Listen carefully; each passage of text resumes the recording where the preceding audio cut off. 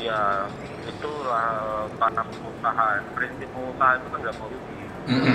Iya sih, Itu makanya. hukum masalahnya para pengusaha itu ya begitu, nggak mau rugi. Jadi Dan menurut kamu pemerintah sendiri harus menghilangkan peraturan ini, sebaiknya menghilangkan peraturan ini atau enggak?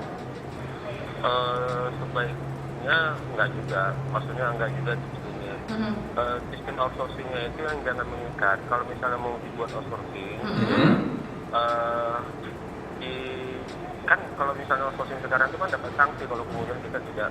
Kita keluar sebelum waktunya gitu ya. Iya. Kena, Iya, kena benar, penalti, kena gitu. Kita penalti. harus bayar Iya, berapa bulan penalti, gaji sisa kita. harus bayar, dan nah itu yang saya pikir sangat dan itu yang saya pikir sangat jolim gitu. Bagaimana kita kemudian membayar pekerjaan yang kita tidak kerjakan, Iya. atau kemudian bagaimana kita mengganti rugi sesuatu yang sebenarnya tidak harusnya kita ganti rugi. Prinsipnya kan kita bekerja, apa pekerjaan kita itu kita bayar itu. Jadi sistem outsourcing itu harus diluruskan, jangan menimbulkan pesan-pesan jolim lah kalau bahasa saya itu mungkin ada jolimnya, karena kalau kita kena penalti, kita kena sanksi, kena biaya ini, nah itu sebenarnya nggak relevan dengan ini. Iya, Contoh benar.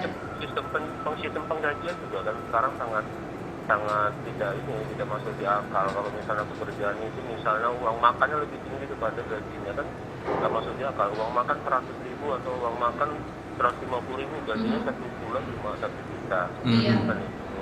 Dan kalau dia nggak datang, akhirnya uang makannya itu hangus. Dipotong gitu Iya. ya. Dipotong. Nah, jadi kan nggak masuk di akal. Harusnya membayar seseorang itu sesuai dengan pekerjaannya saja sudah cukup. Kalau mau perhitungan harian ya sudah hitung harian. Oke. Pas produktif atau tidak produktif. Iya. Berarti menurut kamu untuk kebijakan outsourcing ini tidak perlu dihapus, hanya saja ada beberapa yang harus direvisi gitu ya?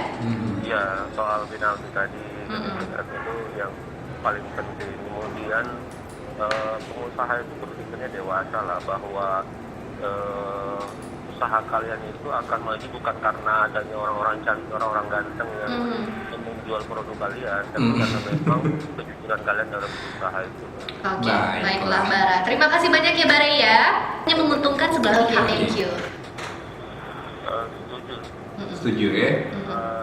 Hanya saja kalau outsourcing itu ya sebenarnya pekerjanya yang harus sadar.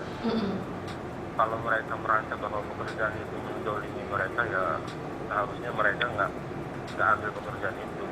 Tapi kan daripada nganggur gitu loh. Nah, itu dia. Sebenarnya negara ini sulit kan dari berbagai aspek, juga terasa sulit, termasuk pekerjaan itu. Jadi makanya tuntutan outsourcing itu kan selalu hadir sejak dulu. Ya, jadi para buruh itu selalu nuntutnya sejak tahun outsourcing dan itu memang sebuah fenomena yang menyedihkan. Oke. Tapi kalau saya dapat memahami logikanya para pengusaha itu, ya bahwa mereka butuh yang fresh, mereka butuh yang baru, mereka butuh tenaga kreatif yang baru, secara kemudian juga bisa digaji dengan murah. Nah, akhirnya tidak relevan dengan diskusi kita dulu soal apakah butuh pendidikan atau pengalaman kan. Nah, jadi ternyata pengalaman itu akhirnya tidak dibutuhkan kan dalam aspek dunia kerja saat ini, tapi yang dibutuhkan adalah pendidikan dan gaya ini ya katakanlah style seperti yang tadi dikatakan lagi. Oke. Jadi memang kamu sendiri juga menyadari bahwa itu merugikan untuk si pekerjanya gitu ya? Iya. Memang sebaiknya pekerja itu meluruskan perjanjian di awal.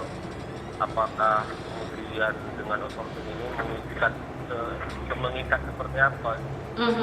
Jadi kan kalau kita digaji itu kan ada yang berbasis waktu, ada yang berbasis pekerjaan. Nah, kalau misalnya kita berbasis waktu, kemudian kita selesai waktu kita pekerjaan kita, ya sebelum selesai itu kita harus siap-siap saja. Dan itu sebenarnya merugikan pengusaha sendiri ketika para pekerja itu setengah hati kan, jadinya kan setengah hati. Kita kan jadi setengah hati kalau kita misalnya setengah hati, tapi kayaknya harus dijalani juga ya. Memang mau tidak mau ya memang itu satu plan B bagi dia gitu, karena dia sadar gitu, dia